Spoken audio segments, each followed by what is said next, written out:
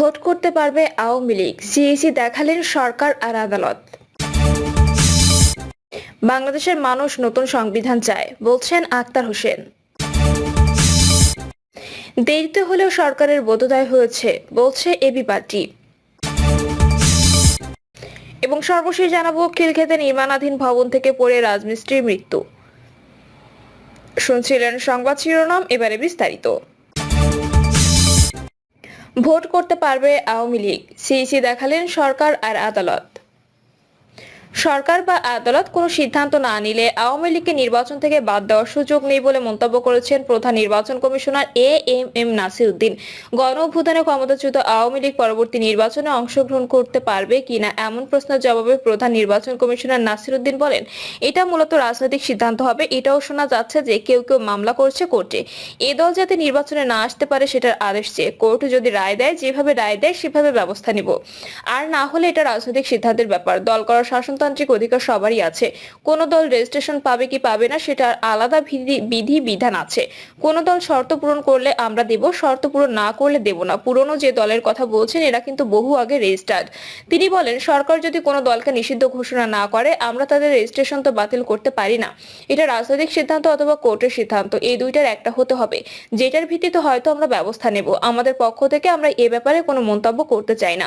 CC বলেন, আমি একদম গোড়া থেকে বলে আসছি এটা রাজনৈতিক সিদ্ধান্ত অথবা কোর্টের সিদ্ধান্ত, আমরা এই দুটো দিকে চেয়ে আছি।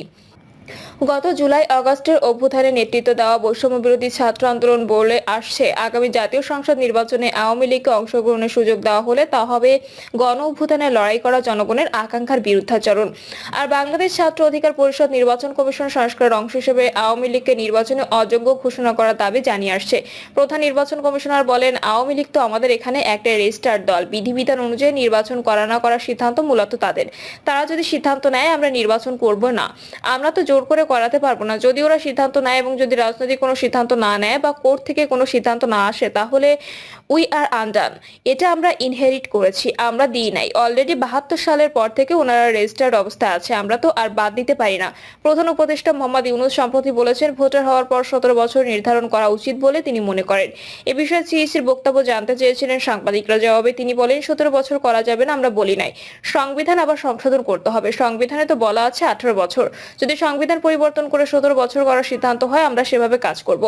আমরা সংবিধান অনুযায়ী চলি, অন্য কারো নির্দেশনা চলি না। সংবিধানে যদি পরিবর্তন আসে 17 বছর বয়সে ভোটার হবার যোগ্যতা রেখে, তাহলে আরপিও সংশোধন করতে হবে।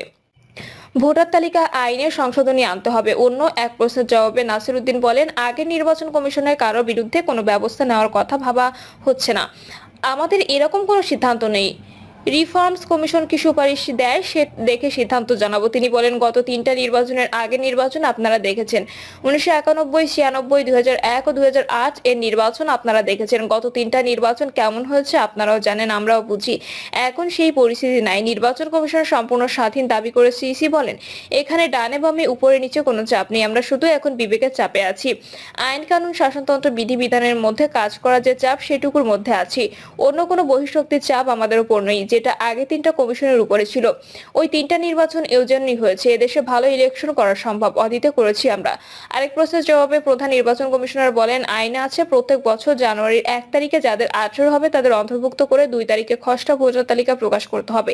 মার্চে 2 তারিখে চূড়ান্ত ভোটার তালিকা হয়ে যাবে। শিডিউল করার আগ পর্যন্ত এটা সংশোধন করা যায়, কিন্তু কাজ করতে গিয়ে দেখেছি অনেক ফেক ভোটার আছে এখানে, অনেক বিদেশি ভোটার হয়ে গেছে এখানে, অনেক ভোটার মারা গেছে, মৃত ভোটার রয়ে গেছে, কিন্তু নাম কাটা যায়নি, ওইটা বাদ দিতে চাই।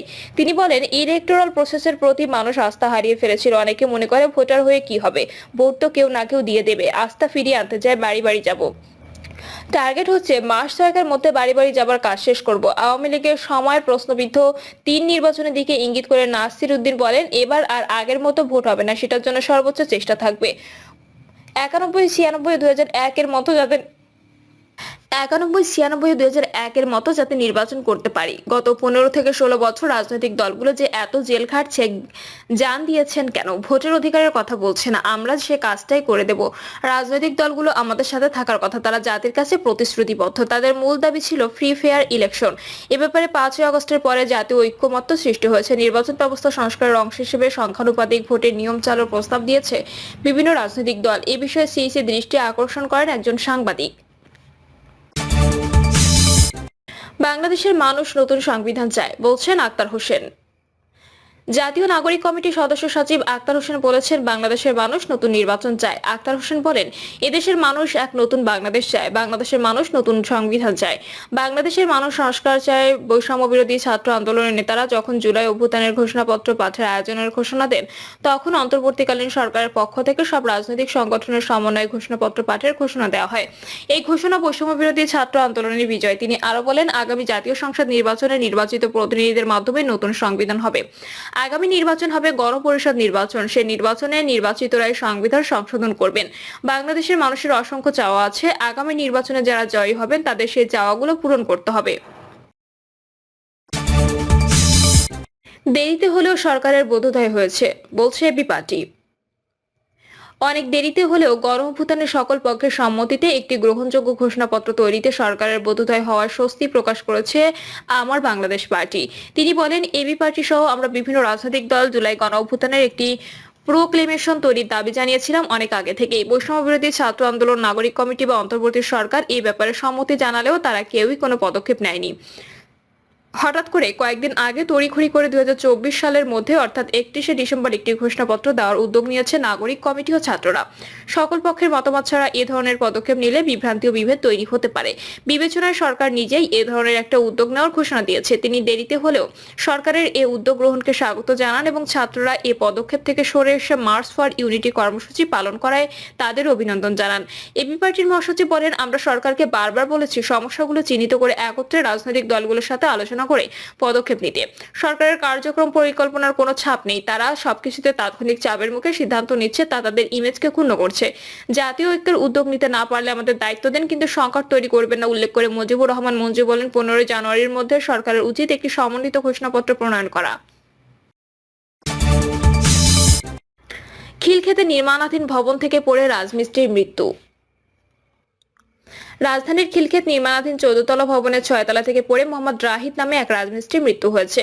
সন্ধ্যা 6:30 নাগাদ মুমূর্ষু অবস্থায় তাকে ঢাকা মেডিকেল কলেজ হাসপাতালে নিয়ে এলে জরুরি বিভাগের দায়িত্বরত চিকিৎসক পরীক্ষা নিরীক্ষা শেষে মৃত ঘোষণা করেন। নিহত রাহিদ চাঁপাইনবাবগঞ্জ জেলার সদরের মোহাম্মদ বদরুল আলমের ছেলে। বর্তমানে আশুলিয়া থানা টঙ্গরি এলাকায় থাকতেন তিনি। নিহতের চাচা রব্বানী জানান, আমার ভাতিজা রাজমিস্ত্রির কাজ করতেন। আজ বিকেলের দিকে খিলক্ষেতে স্বদেশ প্রপার্টি নির্মাণাধীন 14 তলা ভবনের 6 তলার ইট গাঁথুনির কাজ করার সময় অসাবধানতাবশত নিচে পড়ে গিয়ে গুরুতর আহত হয়। পরে দ্রুত তাকে ঢাকা মেডিকেলে নিয়ে গেলে চিকিৎসক মৃত ঘোষণা করেন। প্রিয় দর্শক, এই ছিল এখনকার সর্বশেষ সংবাদ। আপডেট সব সংবাদ পেতে চ্যানেলটি সাবস্ক্রাইব করে বেল আইকনটি ক্লিক করে রাখুন।